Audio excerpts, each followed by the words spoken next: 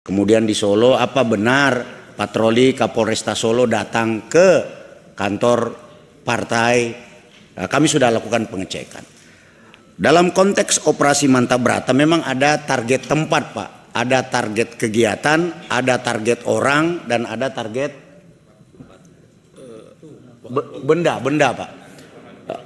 Jadi tempat, kegiatan, orang, dan benda atau barang, Pak. Jadi objek penting dalam pemilu ini, dalam tahapan pemilu, salah satunya adalah kantor-kantor, Pak. Kantor-kantor KPU dan sebagainya. Nah, kami juga jawab terkait dengan pemasangan CCTV, Pak, supaya tidak disalah tafsirkan. Dalam berbagai kesempatan sering terjadi perbuatan pidana seperti aksi anarkisme, kemudian teror, dan maka sangat perlukan adanya data video dengan highlight HD itu, Pak.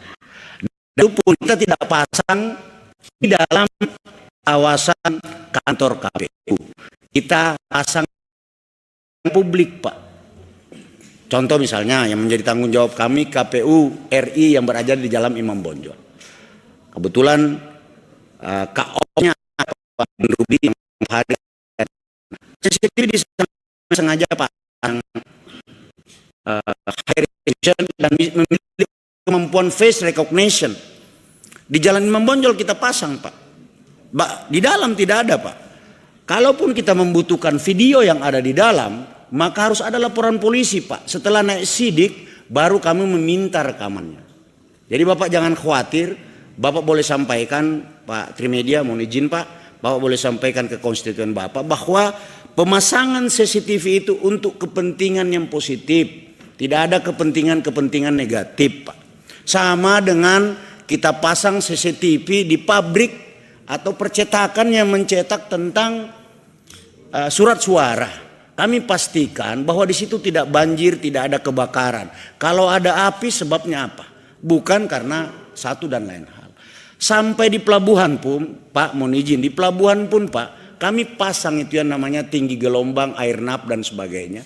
Termasuk kami menghitung antrian kapal itu yang membawa logistik masuk ke pelabuhan.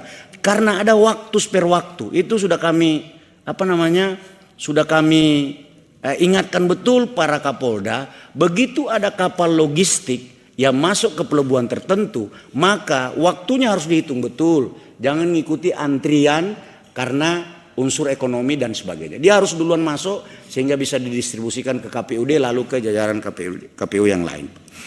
Ini, Pak, terkait dengan Pak Trimedia. Kemudian terkait dengan laporan ke Polda Metro Jaya, sekali lagi ini fenomena, Pak. Memang betul tadi sudah dicek oleh Kasatgas Gakum bahwa ada laporan sebanyak 6 laporan polisi terhadap saudara Aiman Wicaksono. Ada 6 laporan, Pak. Karena ada laporan, maka penyidik Direktorat Reserse Kriminal Khusus Polda Metro Jaya akan melakukan klarifikasi, Pak. Klarifikasi ini kan artinya melakukan penyelidikan. Apakah ada perbuatan pidana atau tidak? Kalau tidak ada, seperti yang disampaikan oleh Pak Taufik Basari tadi, ini kita anggap sebagai bagian daripada proses demokrasi menyampaikan pendapat. Tapi publik juga harus dididik untuk tidak menyampaikan sesuatu yang tidak berdasarkan fakta. Apa benar ada komandan yang memerintahkan bawahannya berpihak kepada caleg tertentu atau partai tertentu atau capres tertentu? Apa benar seperti itu?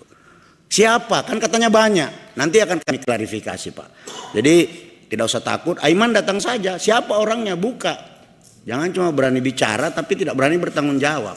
Karena jangan membangun sebuah narasi yang kemudian berakibat kepada terganggunya alam sadar publik. Saya kira Komisi 3 sangat memahami ini. Fenomena boleh 2019. Boleh interupsi Pak Ketua. Pak Ketua. Ya, mau diinterupsi ya, Pak. Soal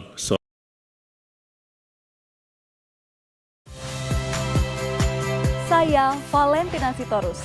Saksikan program-program Kompas TV melalui siaran digital, pay TV, dan media streaming lainnya. Kompas TV, independen, terpercaya.